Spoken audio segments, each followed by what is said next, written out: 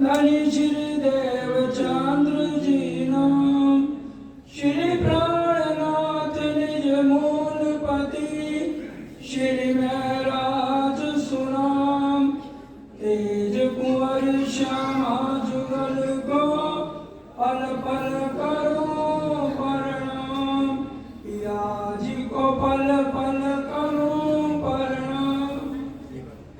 प्राणों के आधार आत्म संबंधी सुंदर साथ जी एवं मुजफ्फरनगर के धर्म प्रेमी साथियों, संसार का कोई भी हम ग्रंथ उठा लें, हर एक ग्रंथ के अंदर तीन पुरुषों का ब्यौरा लिखा हुआ है, क्षर पुरुष, अक्षर पुरुष और अक्षरातीत। और अक्षर ब्रह्म की 5 वासनाओं का वर्णन है। और इस कलयुग में पार ब्रह्म के ब्रह्म मुनियों की आने की बात लिखी हुई है कि वो ब्रह्म मुनि इस कलयुग में आएंगे, प्रकट होंगे।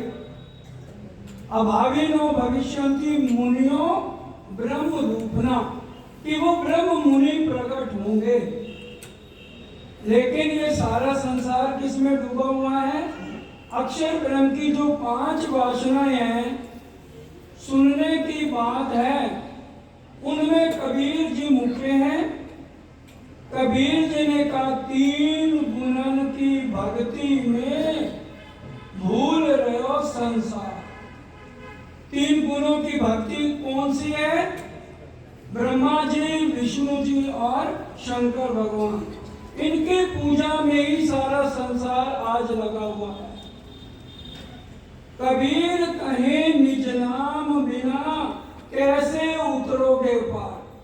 ये अक्षर ब्रह्म की 5 वासनाओं में कबीर जी ने अपनी साखी में लिखा है, निज नाम बिना कैसे उतरोगे पार। जब तक निज नाम नहीं लोगे आपको अखंड मुक्ति नहीं मिल सकती। और वेदों की श्रुति में भी क्या कहा गया? तारतम्येन जानाति सच्चिदानंद लक्षणम।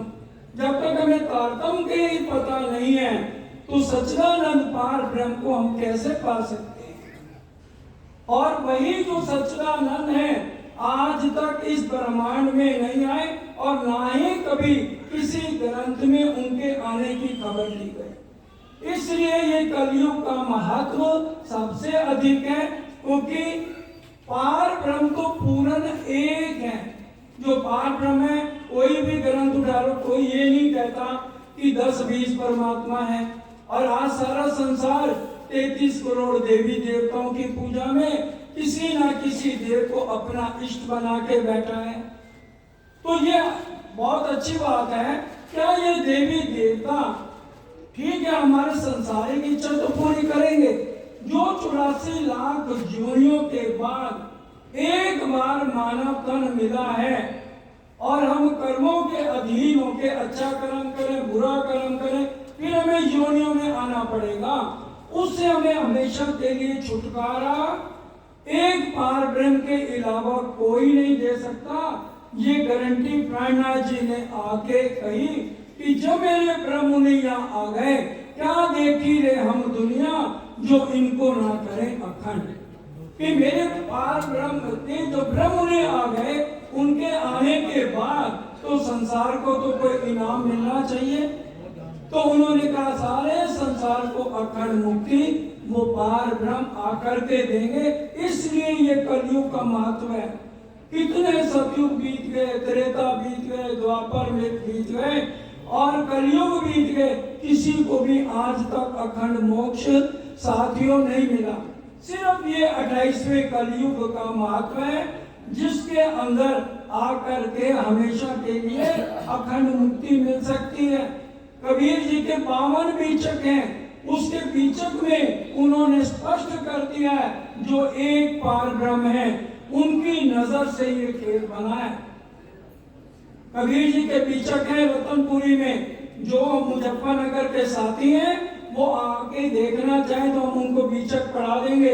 कबीर जी का नाम सारा संसार जानता है कि वो अक्षर ब्रह्म की 5 वासनाओं में। उन्होंने स्पष्ट अपने बीचक में लिखा है एक पलक थे गंग जो निकसी, हो गया 34 पानी, 3 पानी 2 पर्वत ढांपे, दरिया लहर समाने।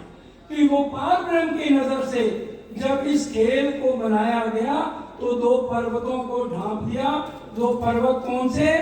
12,000 आत्माओं और अक्षर ब्रह्म के ऊपर माया का पर्दा, खामोशी का पर्दा डाल दिया गया, जिससे इस खेल की शुरुआत साथियों हुई।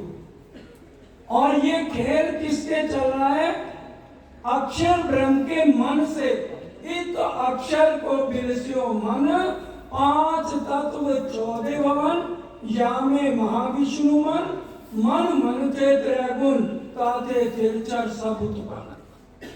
और अक्षर ब्रह्म के मन से आदि नारायण है सपने में, और आदि नारायण से 3 गुण, रजोगुण, तमोगुण, सतोगुण, ब्रह्मा विष्णु महेश, जो आज हम सब जानते हैं। आज दुनिया इन्हीं की भक्ति में है। इसलिए कबीर जी ने कह दिया, बिना तारतम के, बिना निज नाम के किसी को भी अखंड मुक्ति नहीं मिलेगी। साथियों, बड़ा अवसर हमें मिला है 84 लाख योनियों में। किसी जानवर को कहो आके ब्रह्म ज्ञान सुन, वो सुनेगा? एक विवेकशील बुद्धि मानव को दिया है ऊपर वाले ने। हम सोचे हमें ये मानव तन क्यों मिला है, और फिर इसमें हमें सात्विक भोजन लेना चाहिए। और कुछ भी प्राणनाथ जी ने मना नहीं किया। सात्विक भोजन, पीना तंबाकू छोड़ दो, मांस मछली सब, और चोरी गाना न करो। और कबीर जी ने बहुत अच्छा कहा है। कबीर जी की साखियां बहुत महत्वपूर्ण है। भांग मछली सुरापान जो जो प्राणी खावे, तीरथ व्रत नेम किए जो सब रसातल जावे। जितने मर्जी तीरथ कर लो, जितने मर्जी दान पुण्य कर लो, जितने मर्जी यज्ञ कर लो, सब खड्डे में जाएगा। अगर हमने ये मांस मछली और शराबें और ये सिगरेटें पी, मैं नहीं कह रहा, कबीर जी कह रहे हैं, भांग मछली सुरापान जो जो प्राणी खावे, तीरथ व्रत नेम किए जो सब रसातल जावे। तो मानव तन में प्राणनाथ जी आए। हम मंदिरों में बोलते हैं, तुम हो एक अगोचर सबके प्राणपति। फिर हमें विवेकशील बुद्धि है, हम ये तो विचार करें, who is that one God. कोई नहीं कहता परमात्मा 10-20 है, ये परमात्मा एक है पार ब्रह्म, और ये ब्रह्मांड आसमान है, और जीव और आत्म में बहुत अंतर है। मुंडक उपनिषद ग्रंथ है, उसमें पढ़िए, स्पष्ट लिखा है, 2 पक्षी बैठे हैं, एक चोटी पे है, एक नीचे है। चोटी वाला जो है वो दृष्टा बन के मस्त बैठा है, और जो नीचे वाला है वो योनियों में घूमता है, फल खाता है। तो ये जीव ऊपर कौन दृष्टा बन के खेल देख रहे हैं? हम परम धाम की आत्माएं। ये प्राणनाथ जी ने ये गवाहियां दी हैं ब्रह्मांड वालों को, ताकि उनको पता लग जाए कि परमात्मा एक है। हर ग्रंथ पुकार पुकार के कह रहा है परमात्मा एक है। कोई नहीं कहता 10-20 हैं, लेकिन हम जिस जिस देवी देवता को मान रहे हैं, उनसे ऊपर शर्ते परे अक्षरते पारा, भाई पुरुष का करो विचारा। वो पार ब्रह्म एक है, और उन्हीं का सुमरन करने से बुद्ध गीता, बुद्ध स्तोत्र है, बहुत छोटा सा ग्रंथ है, उसको हम आधे घंटे में सब मंथन कर सकते हैं। वो भी रतनपुरी में है, डॉक्टर साहब को कह दूंगा यहाँ आप सबको बांट दें, पढ़िए। ब्रह्मा जी नारद को कह रहे हैं, शंकर भगवान उमा जी को कह रहे हैं, जो प्राणी कलयुग में ब्रह्म मुहूर्त में उठ करके विद्याविनंद बुद्ध निष्कलंक अवतार का ध्यान करेगा, उसका कर्मों का बंधन छूट जाएगा और अखंड मोक्ष को प्राप्त हो जाएगा। ये बुद्ध गीता और बुद्ध स्तोत्र कह रही है। Early to bed early to rise makes a man healthy wealthy and wise. उसमें स्पष्ट लिखा है ब्रह्म मुहूर्त में उठना पड़ेगा, और उठ करके एक पार ब्रह्म जो विद्याविनंद बुद्ध निष्कलंक अवतार हैं, उनका ध्यान करना पड़ेगा। क्या मुश्किल है? पार ब्रह्म ने आके कह दिया, ना मैं जप में, ना मैं तप में। और गोपियों ने कितना सरल ब्रिज और रास में पार ब्रह्म को पा लिया था। सुख व्यास जी ने स्पष्ट कह दिया, सुख व्यास कहे भागवत में, प्रेम न तरह गुण पास, प्रेम बसत ब्रह्म सृष्टि में, जो खेले स्वरूप रिजरास। क्या श्रीमद् भागवत हम लोग नहीं पढ़ते? दुनिया वाले पढ़े। और क्या ये सुखदेव मुनि जी ने लिखा कि नहीं लिखा? सुखदेव मुनि भी अक्षर ब्रह्म की 5 वासनाओं में, कबीर जी भी अक्षर ब्रह्म की 5 वासनाओं में आके मुजफ्फरनगर के साथियों आंखें खोलो, ये मानव तन का बहुत महत्व है। 1,84 योनि बसाई, प्रभु ने गई बढ़ियाई, पार ब्रह्म ने बढ़ियाई दे दी। कबीर जी ने गवाही दे के कह दिया कि ये मानव तन का बहुत महत्व है। समय इजाजत नहीं दे रहा, इसलिए सबके चरणों में प्रार्थना, डॉक्टर साहब से संपर्क करें और फिर रतनपुरी में लगातार प्रोग्राम चलते हैं, उनकी सूचना पढ़कर इस ब्रह्म ज्ञान को धारण करें और अखंड मुक्ति को प्राप्त करें। इतना ही स्वीकार कीजिए। बोलो श्री प्राणनाथ प्यारे की जय, सतगुरु महाराज की जय। कितने सरल शब्दों में मानव को मोक्ष पाने का तरीका, सागर को गागर में समाया, जिन खोजा तिन पाया। कौन कहता है कि दीदार नहीं होता है? बंदा खुद तलबगार नहीं होता है। अगर इंसान चाहे तो परमात्मा की प्राप्ति हो सकती है। ये कलयुग की बड़ी महिमा है। 4 पदार्थ जिनको मिले हैं उनको पार ब्रह्म भी मिलने बहुत आसानी।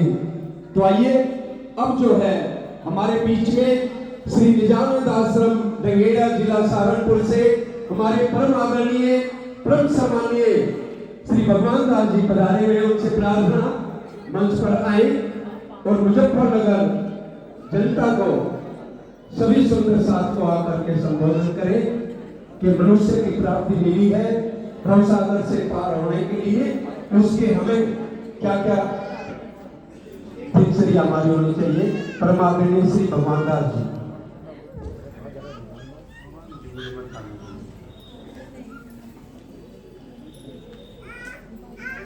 बोले श्री प्राणनाथ प्यारे की।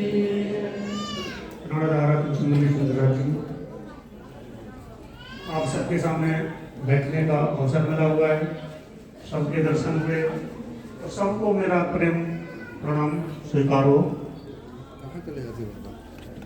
ज्यादा कुछ नहीं कहूँगा, एक थोड़ा सा विचार रखूँगा अपना। ये जो जीवन हमें मिला हुआ है, जिस जीवन को पा करके हम गर्वित भी हैं और अनजान भी हैं।